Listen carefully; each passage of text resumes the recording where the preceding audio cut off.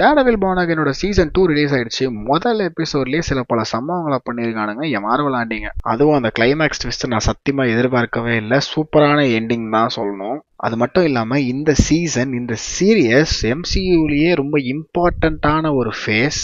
அதுவும் ஸ்பைடர்மேன் ரிலேட்டடா நடக்கிற விஷயங்களுக்கு இது ரொம்ப ரொம்ப ரொம்ப இம்பார்ட்டன்ட். அண்ட் இந்த சீரீஸ்ல நடக்கிற எவென்ட்ஸ், இதுக்கு அடுத்து நடக்க போற எவென்ட்ஸ் எல்லாமே ஸ்பைடர்மேன் பிராண்ட் நியூ டேக்கு போய் லீடா போய் முடியும். அண்ட் அங்கிருந்து அது எல்லாமே அவெஞ்சர் சீக்ரெட் வார்ஸ் வரைக்கும் போகும்.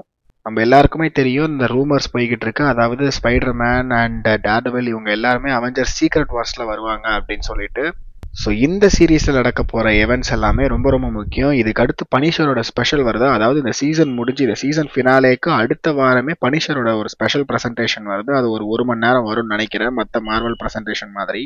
அண்ட் அதில் தான் நமக்கு தெரியும் பனிஷர் எப்படி பிராண்ட் நியூ டேயோட எவென்ட்ஸில் அவர் பார்ட்டிசிபேட் பண்ணுறாரு அப்படின்னு, அவர் எப்படி ஸ்பைடர்மேனை ஃபேஸ் பண்ணுறாரு, அவர் எப்படி அந்த இடத்துக்கு வந்தாருங்கிறதுலாம் நமக்கு அப்போ தான் நமக்கு தெரிய வரும். அண்ட் அந்த ப்ரெசன்டேஷனோட பேரும் பார்த்தீங்கன்னா த பனிஷர் ஒன் லாஸ்ட் கில். அந்த ஒன் லாஸ்ட் கில் யாருன்னு எனக்கு சத்தியமாக தெரியல, வெயிட் பண்ணி தான் நம்ம பார்க்கணும். டேர்டெவில் பார்ன் அகைன் சீசன் 2லையுமே பனிஷரோட வேலைகள் நிறையவே இருக்கும். ஸோ அதனால தான் சொல்கிறேன், இது எல்லாமே பார்த்தீங்கன்னா ஒரு செயின் ஆஃப் எவென்ட்ஸ் தான் அவெஞ்சர் சீக்ரெட் வார்ஸ் வரைக்கும். அதனால இந்த சீரீஸ் இந்த சீசன் ரொம்ப ரொம்ப ரொம்ப முக்கியமான ஒரு சீசன் மார்வலுக்கும் மார்வல் ஃபேன்ஸ்க்கும். ஸோ இதில் ஃபர்ஸ்ட் எபிசோட detailed break down and hidden moments எல்லாத்தையுமே நம்ம இந்த வீடியோவில் டிஸ்கஸ் பண்ணலாம். ஸ்பாயிலர் அலர்ட் சென்டருக்கு உங்களை அன்புடன் வரவேற்கிறேன்.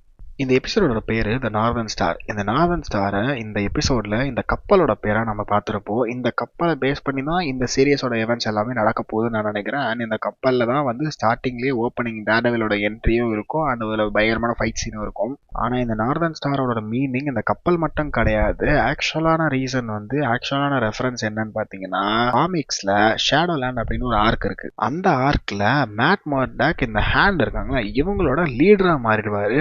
இவர் ஒரு பிளாக் கலர் சூட்டை, பிளாக் அண்ட் ரெட்கா மிக்ஸ் ஆகி ஒரு சூட்டை ஒன்று போட்டு வருவார்.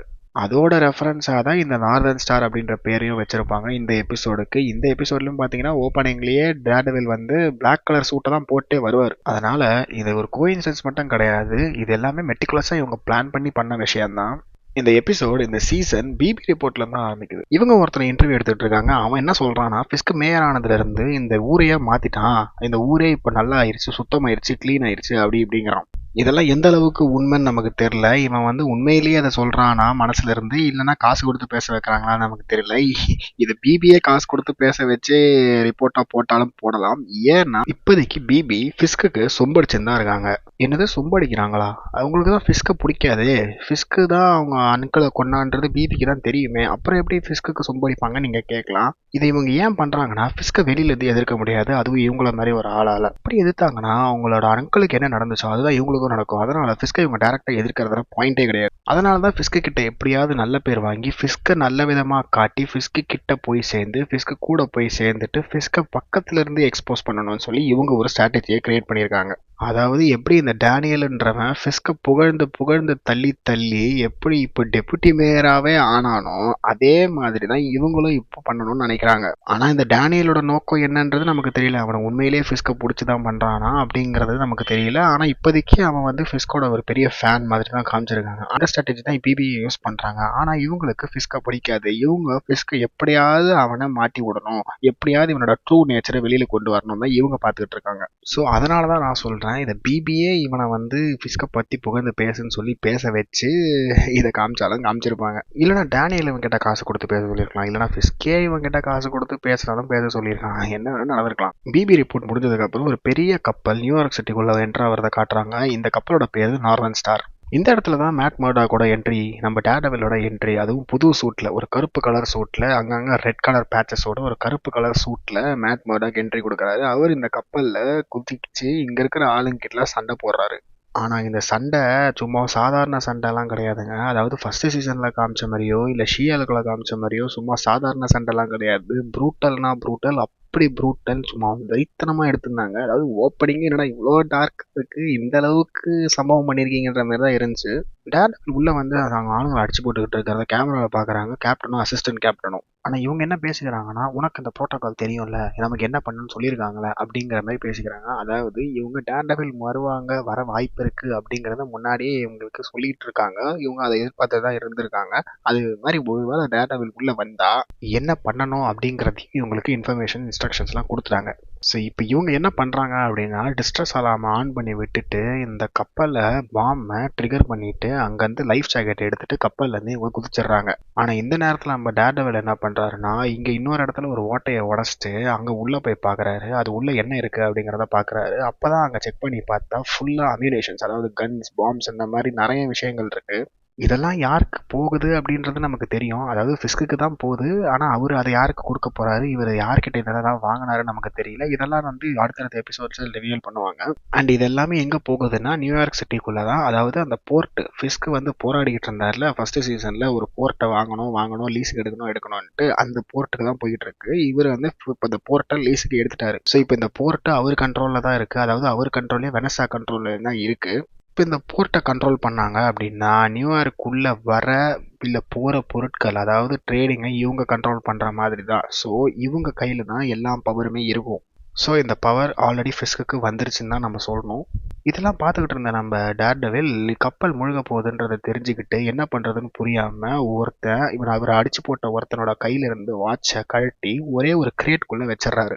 இதை ட்ராக் பண்ணி அவர் வந்து இந்த கிரேட்டை, அவர் இந்த அம்யூனேஷன்ஸை ஃபியூச்சரில் கண்டுபிடிக்கிறதுக்கு யூஸ் பண்ணிப்பாரு அப்படிங்கிறத நான் நினைக்கிறேன். வச்சுட்டு இவருமே அங்கேருந்து எஸ்கேப் ஆயிடுறாரு. அந்த மாதிரி ஒரு ஃப்ளட் ஆகிற இடத்துல அவர் எப்படி எஸ்கேப் ஆனாருன்னா நம்ம காட்டல. ஆனால் எஸ்கேப் ஆகிட்டு கரையை ஒதுங்கிடுறாரு அவர். இந்த பாம்பை செட் ஆஃப் ஆகிற டைமில் இந்த ஆஸ்பெக்ட் ரேஷியோ மாற்றி காமிச்சிருந்தாங்க. அதாவது இவர் ரேடார் சென்ஸை ஆஸ்பெக்ட் ரேஷியோ மூலியமாக காமிச்சிருந்தாங்க. சூப்பராக இருந்துச்சு. இப்போ அங்கேருந்து தப்பிச்சு வந்து நம்ம டேர்டெவில் இந்த ஜோசிஸ் பப்புக்கு வராரு. இந்த இடமே இப்போ பார்த்தீங்கன்னா இடிஞ்சு போயிட்டு பாலடைஞ்ச பங்களா மாதிரி கிடக்கு. அப்போ அங்கே உள்ள ஒருத்தவங்க வெறிக்கூட்டு ட்ரைனிங் எடுத்துக்கிட்டு இருப்பாங்க. யாருன்னு பார்த்தா நம்ம கேரன் பேஜ். இவங்க சீசன் 1 எண்டிங்கில் டேர்டெவில் கிட்ட வந்து சேர்ந்துருவாங்க. அதாவது நான் உனக்கு ஆபத்து இருக்குன்னு நினச்சேன், அதனால தான் உங்ககிட்ட வந்தேன், நான் உன்னை பார்க்க வந்தேன் அப்படின்னு சொல்லியிருப்பாங்க. ஸோ அதுலேருந்து இவங்க 2 பேரும் ஒன்றா தான் இருக்காங்க. And most importantly they are together, they are in a relationship. நம்ம ஃபர்ஸ்ட் சீசன் 3ல, அதாவது நெட்ஃப்ளிக்ஸ் டேர்டெவில்ல நம்ம சீசன் 3ல பார்த்துருப்போம் இவங்க ரிலேஷன்ஷிப்பில் இருக்கிறது. அண்ட் ஃபாகி செத்ததுக்கு அப்புறமேல்ட்டு இவங்க டேர்டெவில் தான் அதுக்கு காரணம் அப்படின்னு நினச்சிட்டு அங்கேருந்து பிரிஞ்சு போயிடுவாங்க. ஒரு வருஷம் கழிச்சு தான் இவங்க மீட்டே பண்ணுவாங்க. அண்ட் அதுக்கப்புறம் தான் சீசன் 1 events எல்லாமே நடக்கும். அண்ட் அதுக்கப்புறமேல்ட்டு சீசன் 1 எண்டிங்கில் இவங்க 2 பேரும் திரும்ப மீட் பண்ணிப்பாங்க. அண்ட் அதுலேருந்து இவங்க அவங்களோட ரிலேஷன்ஷிப்பை டெவலப் பண்ணி இவங்க திரும்ப பேட்சப் ஆகிட்டாங்க. பாவம் நம்ம தலைவன் கிளென்னை கழட்டி விட்டான்னு நினைக்கிறேன். இப்போ மேட் கேரன் கிட்ட ஒரு கப்பலில் பார்த்த விஷயங்கள் எல்லாத்தையும் சொல்லுவார். அதாவது கப்பலில் இந்த அம்யூனேஷன்ஸ், இந்த கன்ஸ் இதெல்லாமே நான் பார்த்தேன். இதெல்லாம் ஃபிஸ்க்கு வந்து இந்த போர்ட் மூலியமாக நியூயார்க் சிட்டிக்குள்ளே கொண்டு வரணும்னு பார்க்குறான். ஆனால் இதெல்லாம் யாருக்கு கொடுக்க போகிறான், யார்கிட்ட போய் கொண்டு போய் சேர்க்க போகிறான்ற விஷயம் தான் நமக்கு தெரியல. அதை தான் நம்ம கண்டுபிடிக்கணும் அப்படின்னு சொல்கிறாரு. அதுக்கு கேரன் நமக்கு தெரிஞ்ச ஆள்கிட்டே நம்ம போய் கேட்போம் அப்படின்னு சொல்கிறாங்க. இது வேற யாரும் இல்லை, ஜெசிகா ஜோன்ஸ் தான். இதில் வந்து டீஸ் பண்ணியிருப்பாங்க, ஆனால் பேரை இப்போ சொல்லியிருக்க மாட்டாங்க. இப்போ இந்த சீசனில் வில்சன் ஃபிஸ்கோட என்ட்ரி. இவர் அந்த கப்பல் கவுந்து போய் நிற்கிறத பார்க்குறது. ஆக்சுவலாக அந்த கப்பல் வந்து கவுந்து போயெல்லாம் இல்லை. இந்த கப்பல் வந்து செங்குத்தாக ஏறி இந்த ரிவரில் போய் கீழே பக்கமாக சொருவி இருக்கு. ஸோ அந்த நிலைமையை தான் இப்போ இவர் ஃபிஸ்க்கு வந்து பார்த்துக்கிட்டு இருக்காரு. இவர் டேனியல் கிட்ட நீ என்ன பண்ணுற, இது வந்து டேர்டெவில் தான் இந்த மாதிரி பண்ணா அப்படின்னு நியூஸ் வெளியே பரவணும் மக்களுக்கு அப்படின்னு சொல்கிறாரு. அது மட்டும் இல்லாமல் பாவல் கிட்ட, அதாவது இந்த ஆன்டி விஜிலாண்டே டாஸ்க் ஃபோர்ஸில் இருக்கிற ஒரு மெம்பர் கிட்ட போயிட்டு இவர் என்ன சொல்கிறாருன்னா, இந்த டேர்டெவிலையும் கேரன் பேஜையும் தேடுங்க, இந்த தேடலை துரிதப்படுத்துங்க, இவங்க வந்து டெரரிஸ்ட்டு அப்படின்ற மாதிரி சொல்கிறாரு. அப்புறம் பக்கை தனியாக கூட்டிகிட்டு போயிட்டு இந்த கப்பலில் இருக்கிற சரக்கு பற்றின விஷயங்கள்லாம் உன்னையும் என்னையும் தவிர வேறு யாருக்கு தெரியும்னு கேட்க, அதுக்கு பக்க சொல்கிறான் இந்த கப்பலோட கேப்டனும் அசிஸ்டன்ட் கேப்டனுக்கும் தெரியும்னு சொல்கிறான். அவங்க எங்க போனாங்கன்னு கேட்கறதுக்கு அவங்க 2 பேரும் காணோம், அப்ப கண்டுபிடிங்கன்னு வில்சன் ஃபிஸ்க் சொல்றாரு.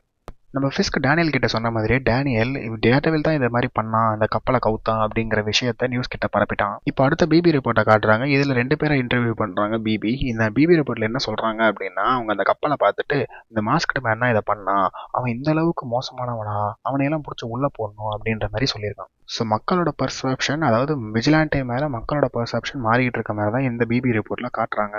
அண்ட் இதைத்தான் ஃபிஸ்க்கும் எதிர்பார்த்தாரு.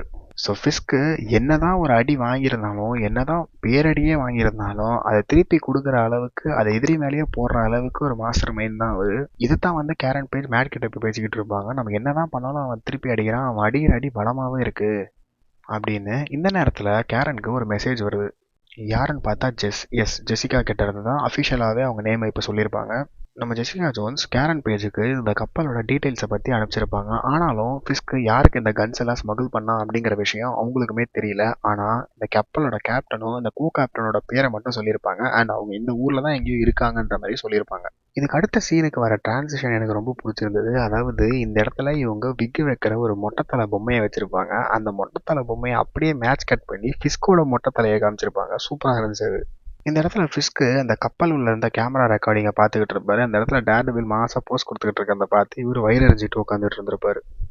இந்த இடத்துல அட்டார்னி ஜெனரல் உள்ள வந்து ஃபிஸ்கை பார்க்குறாரு. இவர் என்ன சொல்றாரு அப்படின்னா, நீ வந்து சட்டத்தை கையில் எடுத்துக்கிற, நீ வந்து நிறைய விஜிலான்டேஸ் மேலே நிறைய ஆக்ஷன் எடுக்கிற, நீ வந்து அவங்கள டெரரிஸ்ட் அளவுக்கு நீ போர்ட்ரே பண்ற அப்படின்னு கேட்குறாரு. அண்ட் அது மட்டும் இல்லாமல் இனிமேல் நீ பண்ண போகிற விஷயங்கள், இனிமேல் நீ எடுக்கிற ஆக்ஷன்ஸ் எல்லாத்தையும் நாங்கள் சூப்பர்வைஸ் பண்ணுவோம், எங்களுக்கு கீழே தான் நீ நடக்கணும் அப்படிங்கிற மாதிரி அவர் சொல்கிறாரு. அப்போ இந்த இடத்துல இந்த சீரீஸில் ஒரு புது கேரக்டர் இன்ட்ரடியூஸ் பண்ணுறாங்க. இவர் பேர் மிஸ்டர் சார்ல்ஸ். இப்போதைக்கு இவரோட ஒரிஜினல் நேம் நமக்கு இன்னும் தெரியல. இவர் ஒரு சிஐஏ ஆப்ரேட்டிவாக தான் இருக்கணும்னு நான் கெஸ் பண்ணுறேன். ஏன்னா இவருமே வந்து இவர் எங்கேருந்து வரேன்னு கேட்கறதுக்கு நான் லாங்லேலேருந்து வரேன்னு சொல்லுவார். ஸோ லாங்லேல தான் சிஐஏயோட ஹெட் குவார்ட்டர்ஸ் இருக்குது. ஸோ இவர் மோஸ்ட் ப்ராபப்ளி ஒரு சிஐஏ ஆப்ரேட்டிவாக தான் இருக்கணும் கண்டிப்பாக. இங்கே ஃபிஸ்கை தவிர வேறு யாருக்குமே இவன் யார், இவன் எதுக்காக இவன் உள்ளே வந்து உட்காந்துருக்கான் அப்படிங்கிறது தெரியல. இவன் வந்து கொஞ்சம் நக்கலாக வேற பிஹேவ் பண்ணிக்கிட்டு இருக்கான். இந்த இடத்துல ஷீலா உள்ள வராங்க. இந்த ஷீலாவை நம்ம ஸ்பைடர்மேன் பிராண்ட் நியூ டேல பார்த்துருக்கோம். ஸோ இவங்க பிராண்ட் நியூ டேல வருவாங்க. இவங்க சீசன் 1ல் இருந்த ஹேர் ஸ்டைல்லாம் மாற்றிட்டாங்க. இப்போ கர்லி ஹேர் மேலே வச்சுருக்காங்க. ஸோ அதே ஹேர் ஸ்டைலில் தான் பிராண்ட் நியூ டேலையும் வராங்க. ஸோ இவங்க நீ யார், உன் பேர் என்ன அப்படின்னு கேட்குறதுக்கு அவர் பதில் சொல்ல மாட்டார். வில்சன் ஃபிஸ்க் தான் மிஸ்டர் சார்ல்ஸ் அப்படின்னு ஒரு மாதிரி சமாளிக்கிற தோரணையில் சொல்லுவார். ஸோ அதனால தான் சொல்கிறேன், இவரோட ஒரிஜினல் பேர் நமக்கு என்னன்றது தெரியல. இவர் வில்சன் ஃபிஸ்க் கிட்ட இந்த அட்டார்னி ஜெனரல் பேசிக்கிட்டு இருந்ததெல்லாம் கேட்டுக்கிட்டு தான் இருந்தார். இந்த நேரத்தில் இந்த அட்டார்னி ஜெனரலுக்கு ஒரு கால் வருது. யாருன்னு பார்த்தா வேலண்டினா டெ ஃபோன்டைன். கால் பேசி முடிச்சதுக்கப்புறம் இந்த அட்டார்னி ஜெனரல் மனசு மாறி, ஓகே நீங்கள் பண்ணுறதுக்கு நாங்கள் சப்போர்ட் பண்ணுறோம், உங்களுக்கு ஏதாவது வேணும்னா எங்ககிட்ட சொல்லுங்கள் அப்படிங்கிற மாதிரி சொல்லிட்டு போயிடுறாங்க. ஸோ வேல் டேரெக்டாக ஃபிஸ்க்கு அவங்களோட சப்போர்ட்டை தெரிவிக்கிறாங்க இந்த ஆன்டி விஜிலான்டே டாஸ்க் ஃபோர்ஸ்க்கு. ஆனால் இது எப்படி ஒர்க் ஆகுன்ற விஷயம் எனக்கு தெரியல. ஏன்னா இவங்க தான் இந்த நியூ அவெஞ்சர்ஸ், அதாவது தண்டர் போல்ஸுக்கு பாயிண்ட் பர்சன். அந்த தண்டர் போல்ஸோட எண்டில் இவங்க சொல்லியிருப்பாங்க.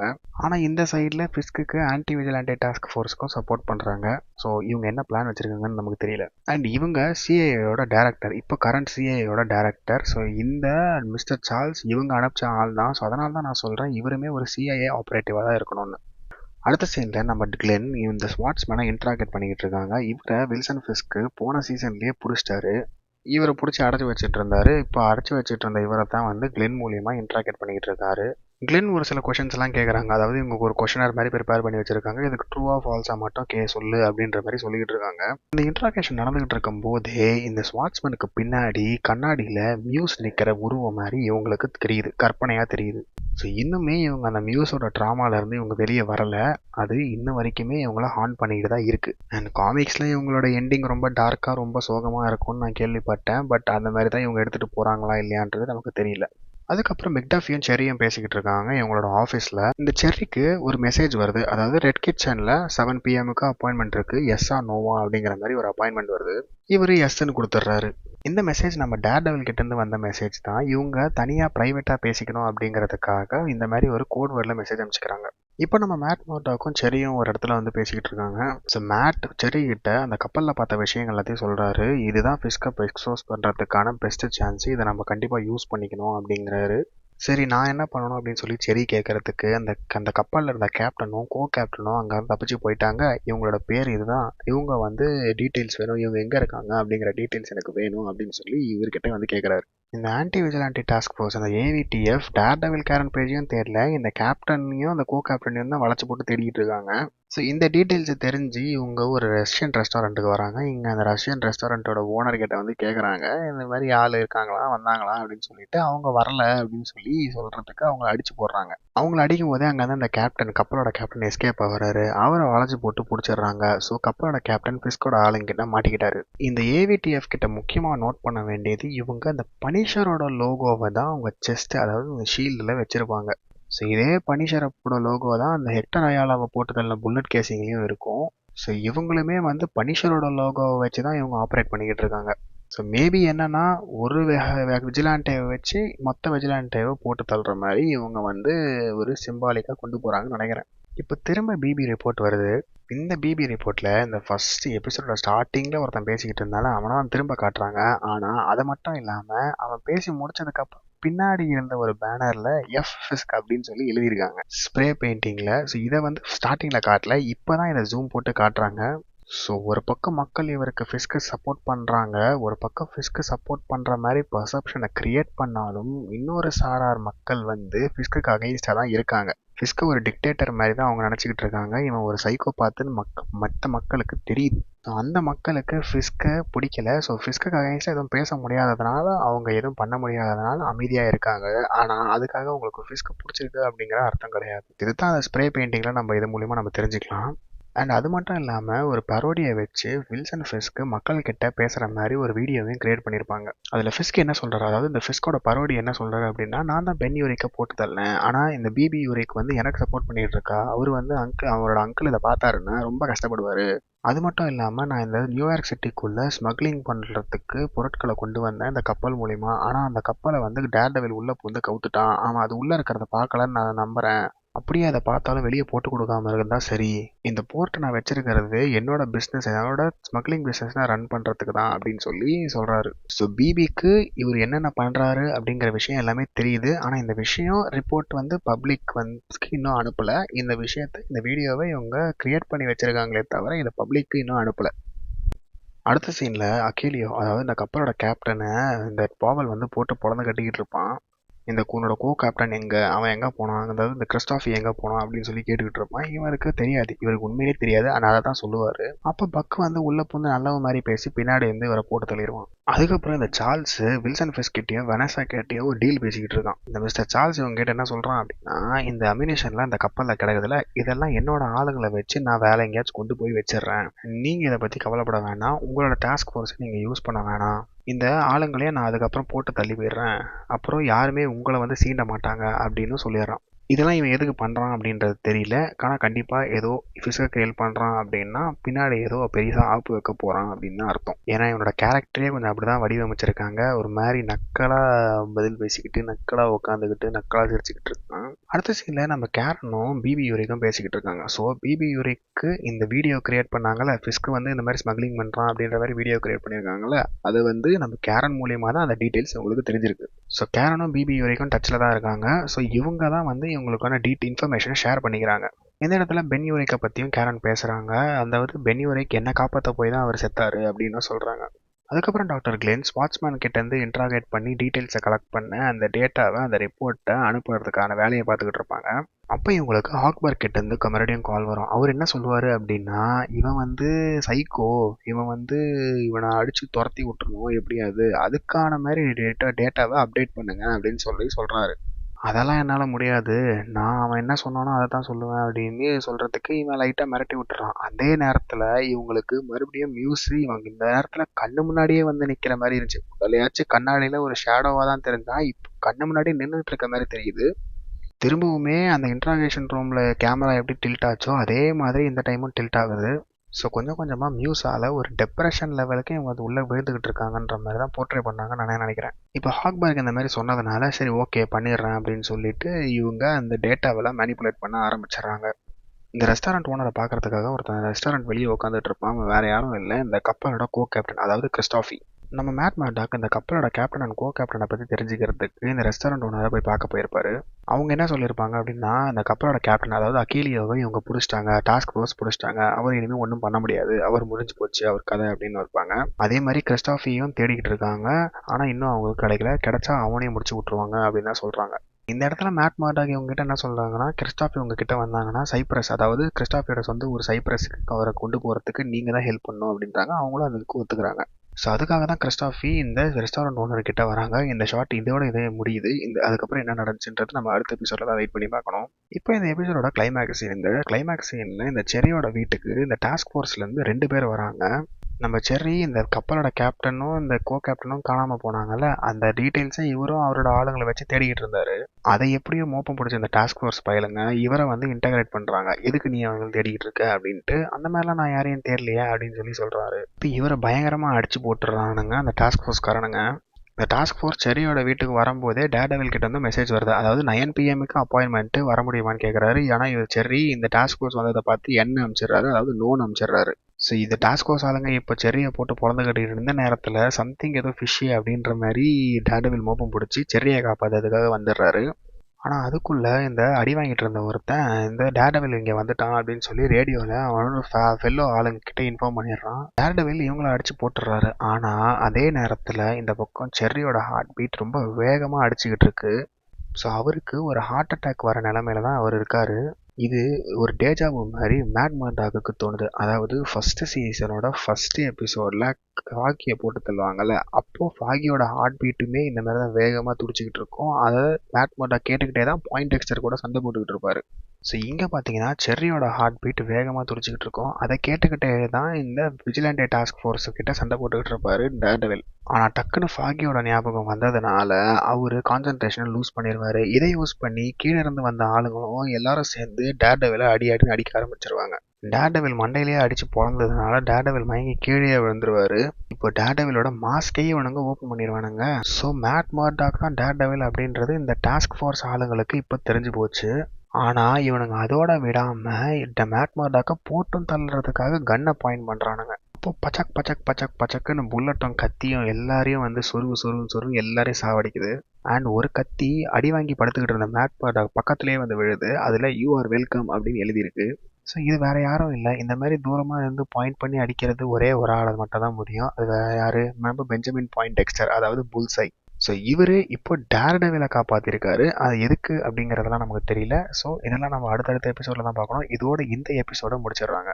இந்த கிளைமேக்ஸ் டிவிஷன் நான் சத்தியமாக எதிர்பார்க்கல. டேர்டெவில் மேட் மர்டாக்கா டேர்டெவில் அப்படிங்கிற விஷயம் இவங்களுக்கு தெரிஞ்சு போச்சு. அண்ட் இவங்களை சாவடிக்கவும் வராரு. ஸோ இந்த இடத்துல யாரோ வந்து காப்பாற்ற போகிறாங்கன்னு தெரியும். ஜெசிகா ஜோன்ஸ் வருவாங்களா இல்லை பனிஷர் வருவாங்களா அப்படிங்கிறதெல்லாம் நான் நினச்சிக்கிட்டு இருந்தேன்.